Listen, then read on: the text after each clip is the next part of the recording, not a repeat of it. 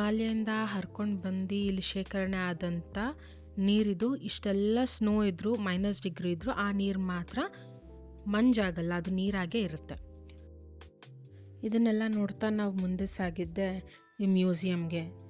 ಈ ಮ್ಯೂಸಿಯಮ್ ನೀವು ಖಂಡಿತವಾಗ್ಲೂ ವಿಸಿಟ್ ಮಾಡಲೇಬೇಕು. ಪ್ರತಿಯೊಬ್ಬ ಭಾರತೀಯ ವಿಸಿಟ್ ಮಾಡಬೇಕು. ವಿಸಿಟ್ ಮಾಡಿ ಅದನ್ನೆಲ್ಲ ನೋಡಿ ಎಷ್ಟು ನಮ್ಮ ಸೈನಿಕರು ನಾವಿಲ್ಲಿ ಖುಷಿಯಾಗಿರೋದಕ್ಕೆ ಹೋರಾಡಿದ್ರು ಅನ್ನೋದು ಇದೊಂದು ಸಾಕ್ಷಿ. 3 ಸರಿ ವಾರ್ ಆಗಿದೆ ಇಂಡೋ ಪಾಕಿಸ್ತಾನ್.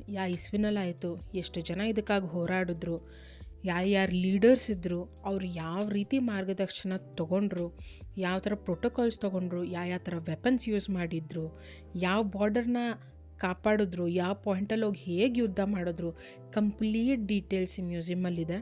ಇದು ಒಂಥರ ಜ್ಞಾನೋದಯ ಆಗುತ್ತೆ, ಒಂಥರ ಹುಮ್ಮಸ್ಸು ಬರುತ್ತೆ. ನಾವು ಪಡ್ತಿರೋ ಕಷ್ಟ ಏನೂ ಇಲ್ಲವೇ ಇಲ್ಲ ಅನ್ನೋದು ನಮಗೆ ಅರಿವಾಗುತ್ತೆ.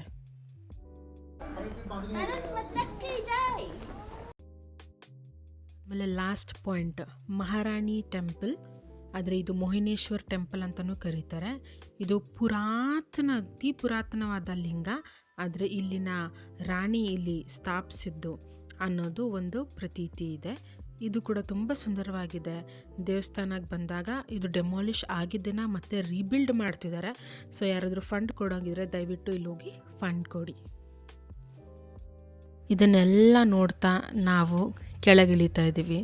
ನಮಗೆಷ್ಟು ನೋಡೋಕ್ಕೆ ಮಜವಾಗಿದೆಯೋ, ಎಷ್ಟು ಎಂಜಾಯ್ ಮಾಡ್ತಿದ್ದೀವೋ, ಬಟ್ ನಮ್ಮ ಜೊತೆ ಬಂದಿರೋ ಗೈಡ್ ಎಕ್ಸ್ಪ್ಲೇನ್ ಮಾಡ್ತಿದ್ದಾಗ ನಮ್ಗೆ ಅರ್ಥ ಆಯಿತು ಅಲ್ಲಿನ ರಿಯಾಲಿಟಿ.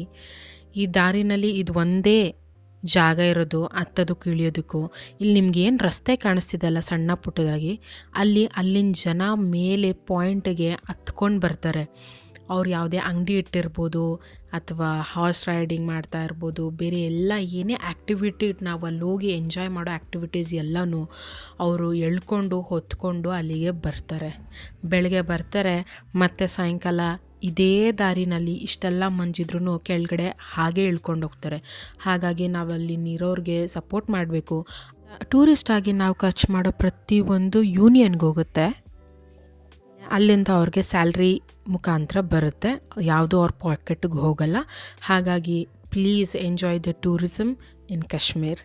ಅಲ್ಲಿಂದ ಮುಗಿಸ್ಕೊಂಡು ಕೆಳಗಡೆ ಬರ್ತಾ ಚಳಿಯಾದ ವಾತಾವರಣದಲ್ಲಿ ಬಿಸಿ ಬಿಸಿ ಸೂಪ್ ಕುಡಿತಾ ಎಂಜಾಯ್ ಮಾಡಿದ್ವಿ. ಕಾಶ್ಮೀರಿ ಪಲಾವ್ ತಿಂದ್ವಿ, ದಿ ಬೆಸ್ಟ್, ಮಸ್ಟ್ ಟ್ರೈ.